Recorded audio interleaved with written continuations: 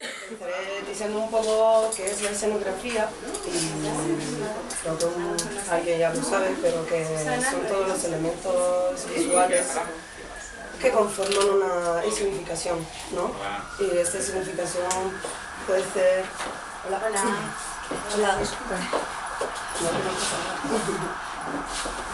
Puede ser una escenificación de iluminación, de caracterización de los personajes, y también una escenificación la conocemos para una representación en vivo, ¿no? Sobre todo en el teatro.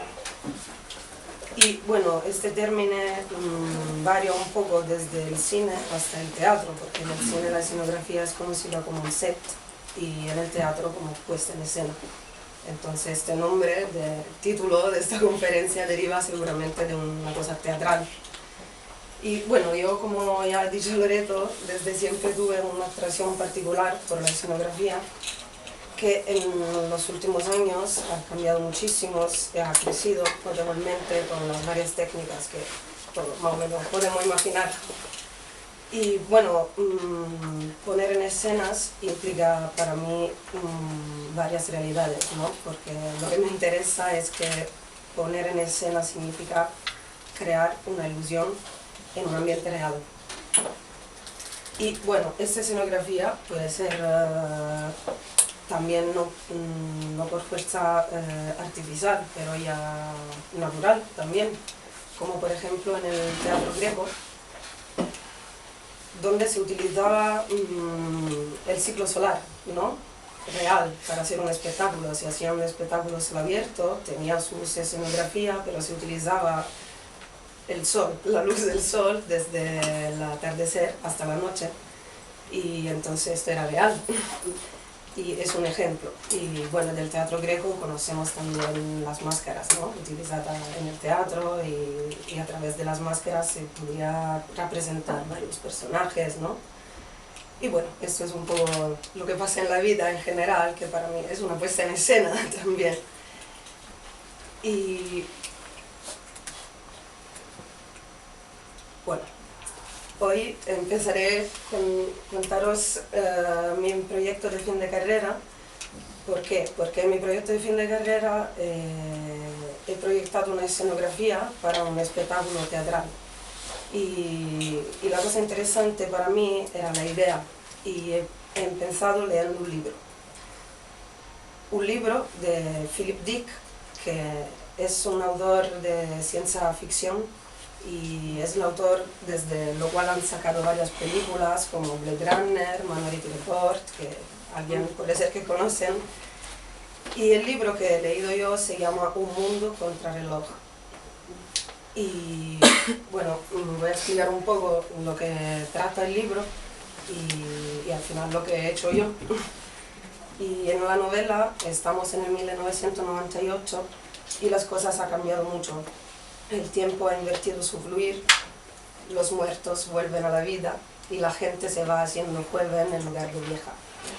¿Por qué esto? Porque hace años se ha verificado un fenómeno llamado fase Hogarth, que ha causado la inversión del tiempo. Bueno, el autor imagina un mundo donde los humanos resucitan desde la muerte, pero solo para vivir propia vida al revés, hasta volver al útero materno, o sea, al vientre de la madre, ¿no? Y bueno, muy bien. Ya en la historia, la novela me parece un poco lúgubre y un poco rara, ¿no? Para la novela normal, no sé cómo decir. Y claro, y mi cómputo era seguramente, antes de proyectar la cosa, de buscar y encontrar un sitio donde hacer mi proyecto. Y yo estaba interesada en el encontrar un sitio bastante particular que podía dejar al espectador ya de suyo como decir, un sentimiento bastante raro, ¿no? Porque ya la historia es un poco rara.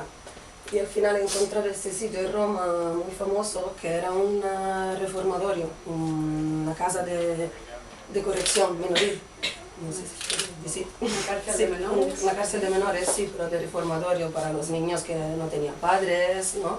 ¿Un internado? Sí, y bueno, esto y ya es un ambiente muy particular, porque aparte que es muy grande, pero tiene toda celda pequeña, ¿no? Para los niños, entonces ya deja a la gente que lo ve una sensación diferente del normal. Y ya que tenía este espacio, digo, bueno, después de leer esta novela, digo, yo tengo que proyectar un útero, seguramente, ¿no? Y ponerlo ahí, en el único espacio donde tengo espacio, por lo menos, donde puedo poner algo. Y antes de hacer esto, sólidamente se utilizan varios referentes, ¿no? Yo he buscado algunos del teatro, del cómic, varias cosas, pero el más importante creo sea Giger, que es un artista gráfico y también escultor, y es lo que ha dibujado, por ejemplo, El monstruo de Alien, que es otra película que conocemos bastante. ¿Y por qué Giger creo es el más importante? Porque Giger en su escultura intenta utilizar una membrana muy particular que parece cartílago, y yo necesitaba también de una membrana más o menos similar porque tenía que representar un útero moderno, ¿no? Donde la gente podía entrar. Y bueno, Giger fue uno el más referente importante, y también Munari, que podéis ver a la derecha, que es un designer italiano que, por ejemplo, en este caso ha hecho una lámpara de un tejido muy elástico, y yo imaginaba más o menos de hacer algo similar donde la gente podía entrar. Y luego, bueno, ¿qué pasó? Lo dibujé. Lo dibujé, y esto, por ejemplo, es ya una cosa artificial, ¿no? Inventé esta cosa de poner este elemento en el centro, y claramente, bueno, detrás de todo hay un estudio infinito. He buscado también un material que podéis pasar, que es esto, que se llama Barrisol, que se abre y hay varios, se puede tocar. Y este es un elemento, un material muy particular, porque es una membrana elástica que hay de varios estilos. Se puede proyectar, se puede elegir una translúcida, por ejemplo, que es la que he elegido yo, así que se puede ver dentro la sombra, la gente, y me interesaba propio esta cosa, ¿no? Y bueno, esto es lo que más o menos ha salido en mi idea, y ya ahora puede hacer ver un poco las imágenes. Y ahora tenemos varias puestas en escena, de la puesta en escena, porque yo estoy haciendo ver varias maneras de mostrar la misma cosa, ¿no? Y antes teníamos un dibujo, luego una infografía, y ahora la fotografía de la maqueta, que también he hecho. Y estas son varias maneras diferentes de representar la misma cosa, pero diferente. Y bueno, claro, la dificultad de una escenografía y de poner en escena todo esto no se para aquí, porque no es solo el proyecto, sino el estudio entonces del lugar, como hemos visto, de los referentes, del proyecto en sí mismo, pero también de un guión que yo he escrito, que puede pasar también, es en italiano, pero solo para ver, te paso sin ti, para ver un poco el estudio que hay detrás, ¿no? Alguna vez de las cosas. Se estudia también la iluminación y en este caso el trajes de teatro también, porque yo tenía que imaginar también los costumes, los trajes de los personajes, ¿no? Y también un guión gráfico. Y entonces, ¿qué significa? Que después de toda la idea tenía que estudiar también un recorrido, ¿no? Que la gente tenía que hacer. Y en cada celda tenía una escena diferente. He estudiado esta también, que ahora no voy a explicar porque si no se hace demasiado larga la cosa. Pero la cosa interesante de todo esto es que es el concepto, ¿no? Entonces yo, después de haber leído este libro, la dificultad de ponerla en escena, digo, bueno, la novela trata de una vida al revés, ¿no? Entonces, después de haber puesto el útero materno en el centro, digo, ahora seguro tengo que hacer a los espectadores un recorrido al revés. Entonces la idea era de hacerle ver todo el espectáculo en la celda y al final entrar en el vientre materno. No, perdón, hay un vídeo en el texto.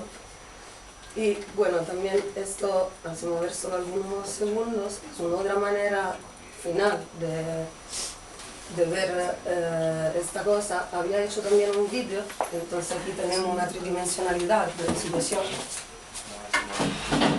Es ya diferente de una infografía, de una maqueta. Y tenemos también un vídeo que es como si quien lo ve puede sentirse parte del espectador, ¿no? Y este es el recorrido que el espectador tendría que hacer.